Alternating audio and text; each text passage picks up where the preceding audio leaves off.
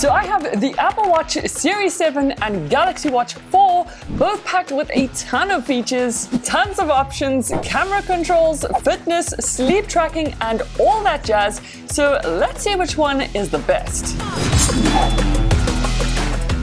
So did you know with the Apple Watch, if you clench your fist twice, you can activate something called assistive touch. You basically use clenches and pinches to navigate the entire watch. And it's actually kind of amazing, I'm not gonna lie. The Galaxy Watch 4 doesn't have anything close to this, but they do still have some pretty cool gestures. So if you're busy getting a phone call, all you do to answer it is lift your arm up and down like this.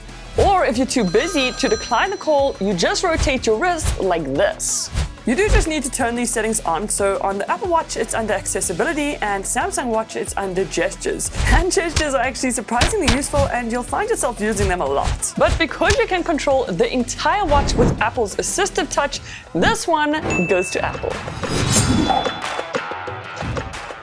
Okay, now check this out. I can actually control both my phone's cameras with my watches.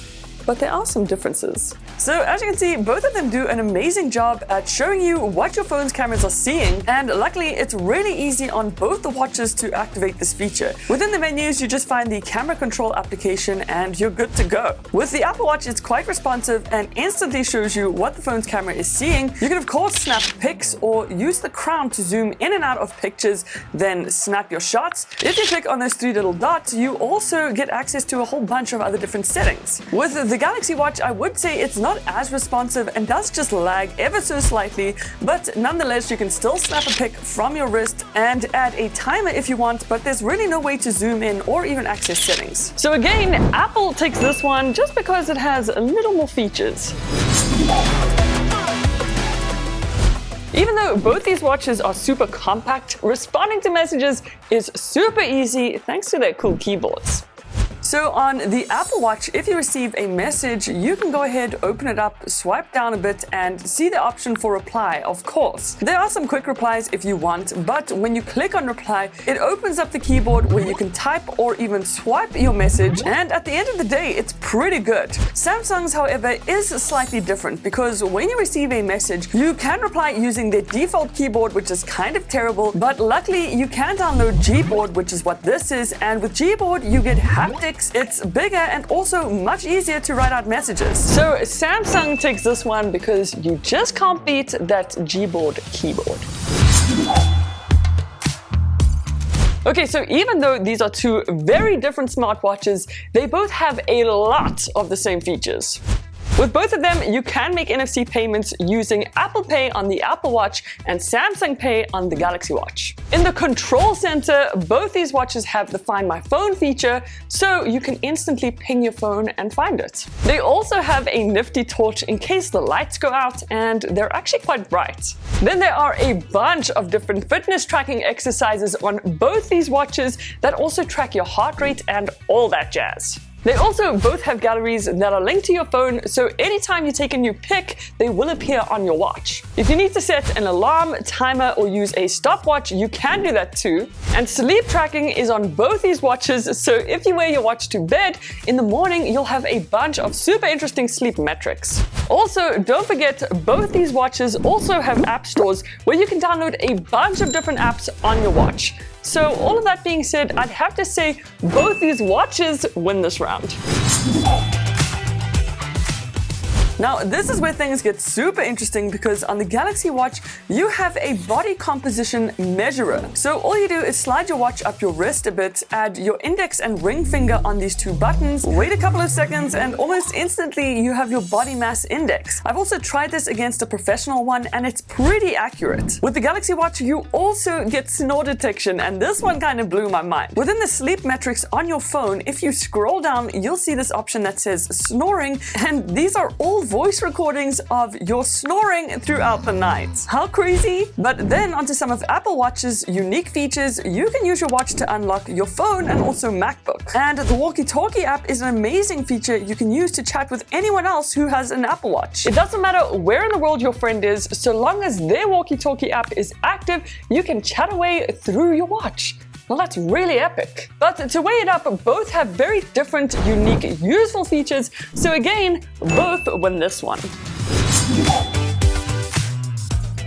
Now on to chatting about media. If you receive a message with an image in it, on the Galaxy Watch you can actually see the image from your watch, but not with Apple. The same kind of applies to GIFs, so if you head into the gallery on both these watches, with Apple you cannot see the GIF appear, but Samsung will actually play it.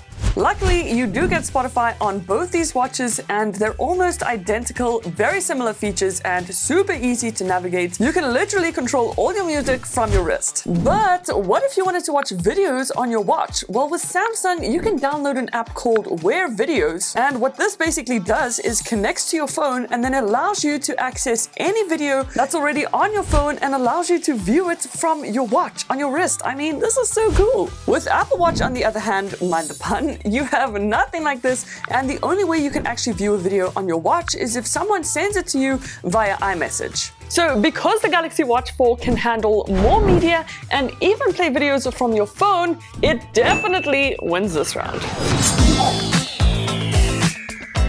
Okay, now time to talk about straps. And with the Apple Watch, you can very easily change straps just by clicking and holding down on that button on the back, then sliding them out. It's just as easy to slide them back in, they click into place, and it's literally that simple. I honestly don't think it could be any easier, so changing up your watch strap with Apple is a breeze. Samsung, though, is a little bit more difficult. On the back, you really need to get in there and pull this little lever, which I'm not gonna lie is kind of a mission, then shimmy out the strap. It works a lot like traditional watches, where it's definitely not as easy as pushing down a button, but I mean, at least there is still the option to switch things up. So it's awesome that you can change the straps on both these watches, but Apple wins simply because it is so much easier to change.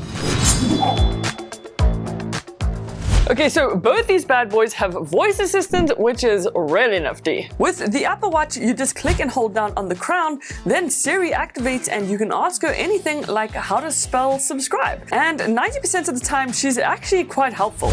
The Apple Watch also has this really cool feature where if you just lift your wrist and say something, Siri will automatically listen and respond.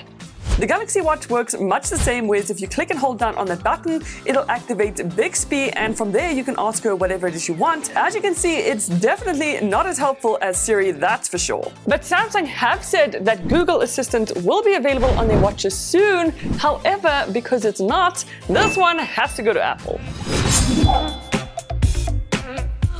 Chatting about the battery, and each of these watches have over 300 milliamp hours, but Galaxy does just have a bit more juice. What's really cool is both these watches have a power saving mode, which is really quick to toggle on. Both of them also have wireless charging and also charge at a fairly fast speed, which is super nifty. But when I've tested these watches and compared the battery life, they are basically the same, so both these watches win this round.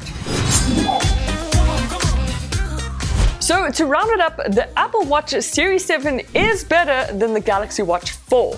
That being said, the Apple Watch Series 7 is just the best choice for iPhone users, and the Galaxy Watch 4 is just the best choice for Samsung users. Either way, both these watches are seriously amazing, and you'd be super happy with either one of them, that's for sure.